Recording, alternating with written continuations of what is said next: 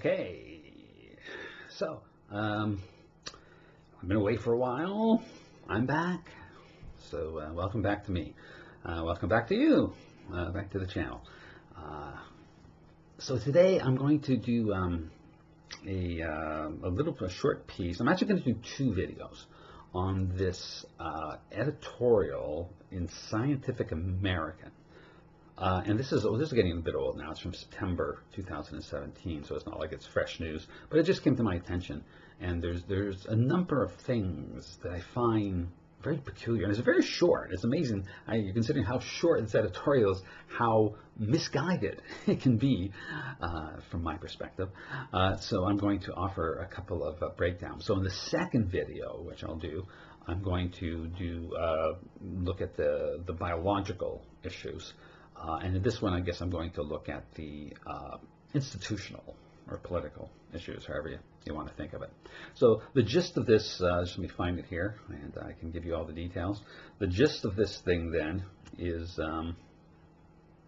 it's a Scientific American biology section editorial, The New Science of Sex and Gender.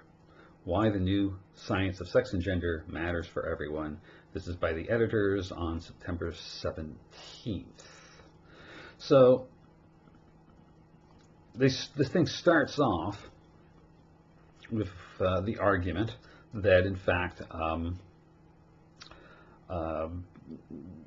not only is gender non-binary, but we're discovering that, in fact, sex is non-binary.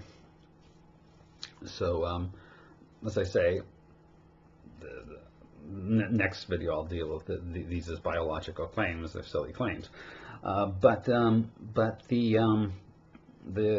aspect that interests me here, and I think I'm going to title this video something like the irony of feminist biology, because there seems to be like a self-defeating claim in all of this.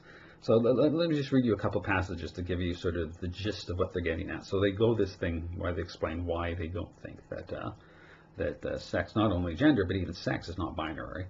And there's some passages here, like to say, these findings about the non-binary nature of sex have far-reaching implications beyond just updating the biology textbooks. They have particular bearing on issues of personal identity, health, and the economic well-being of women. This is because arguments about innate biological differences between the sexes have persisted long past the time they should have been put to rest. And they give some examples, some sort of quaint examples from the 19th century about this, the sexism inherent in the distinction of the sexes that somehow puts women at a disadvantage.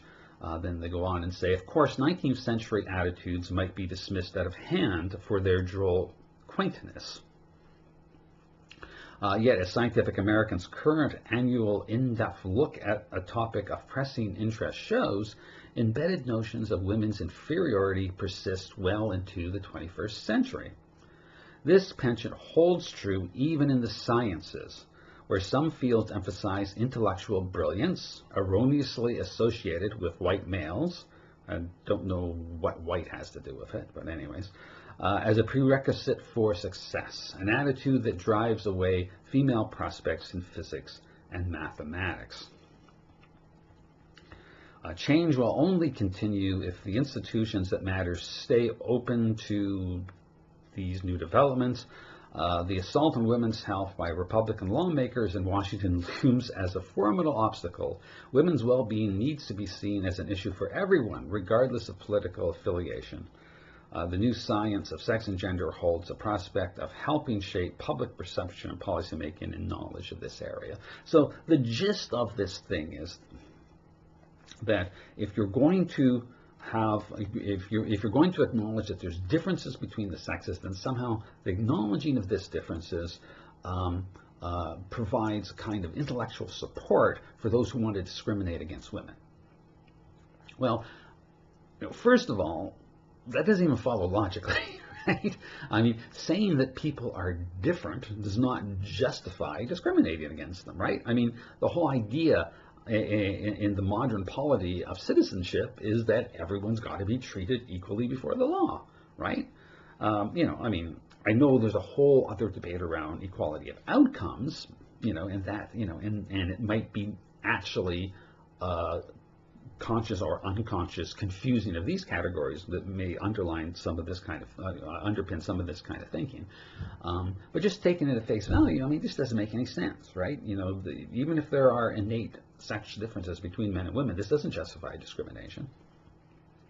And where that discrimination, if you believe that you found places, institutional arrangements that discriminate against women, that's to be addressed on its own grounds. It's got nothing to do with these innate differences. And in fact, if you make the argument that equality is based on the fact that there not being innate differences, and it turns out that there are innate differences, then you've just undermined the foundation for the argument you're making for equality of equality before the law, or equality in treatment by various different social institutions. So it's a dumb argument. I mean, it's a self-defeating argument. But there's also an ironic element to it too. So I could understand an approach, particularly as it relates to women in science, which is a part of what this article, this editorial is getting at. Because science is driven by hypotheses, and hypotheses are sort of the creative aspect of science, right? So you take in the knowledge, the existing state of knowledge, and out of this you imagine something else that might be true given what you already know. And given what you already know, this new possibility that you put forward as a hypothesis can then be tested in that context, and using an appropriate methodology, you might find something new to add to science, to scientific knowledge, right? But this all starts with hypotheses, right? Now,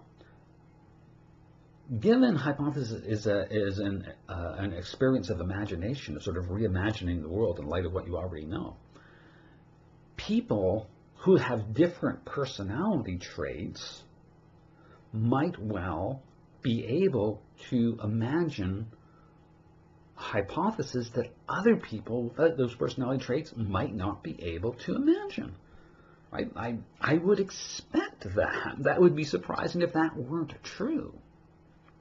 So if it turns out, as it is, that men and women have distinctly different averages in a set of traits, things like the psychometric Big Five traits, personality traits, these kinds of things, then it would make sense that they would be capable of generating different kinds of hypotheses. Now, of course, naturally, when we talk about this, the different averages in things like personality traits, we know that, for the most part, in fact, that, the two overlap, that, most women and men aren't really that different from each other. But nonetheless, given the differences of averages, you can have outliers. You could have women who could have perspectives or insights that the vast majority, and maybe even no men actually have. And they could therefore contribute some kind of hypothesis that in theory no man could contribute. So that would seem to be a good argument for, if you believe that women are discriminated against in getting into the sciences. And by the way, in the case of biology, I don't think this is actually true. I think women are very well represented in biology, but it could be, you maybe could argue it in other sciences. So you can make a case there that there's a proactive case to be made that we should be getting women more involved in science. Even if it's not their preferences to do so, we should encourage them to do so, because science will benefit by having them if they can bring these perspectives that the people already there, assuming that the science in question is dominated by men, wouldn't be able to provide. Right? There's a sort of feminist argument for proactively getting women involved in science, in biology, or any other science.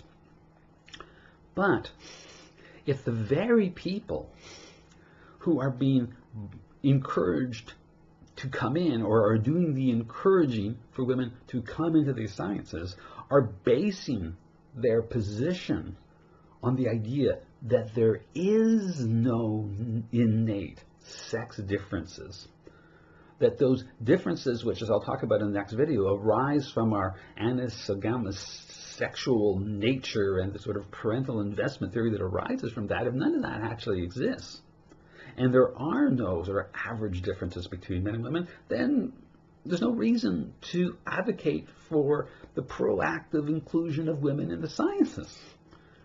Right? If that's your position, then if every if the only saying in biology, if all biologists in the world were men, that would be fine. That science could do no better by having all men and having no women, if in fact there's no difference between men and women, because then women would have nothing unique to contribute. It's just it's really bizarre argument. So there's like two bizarre arguments here in terms of claiming that that women should be included in the sciences because they have some kind of original insight, or claiming that somehow they if they are distinctly different, then somehow that would be the explanation for discrimination, if not the actual justification for it. So it's a bizarre set of arguments. I don't really understand. In fact, it seems so bizarre to me that I think I must not understand it. There must be something I'm not getting. So I'd be happy to get some response in the comment section, and tell me if you think that I've misunderstood the point here, because as I say, it seems totally misguided, self-contradictory. This is why I'm going to call it something like the irony of feminist biology. So that's the first video. As I said, a second one coming up shortly on addressing the biology of this whole question of whether or not there are innate sex differences. So that's that. I'm back. Until next time.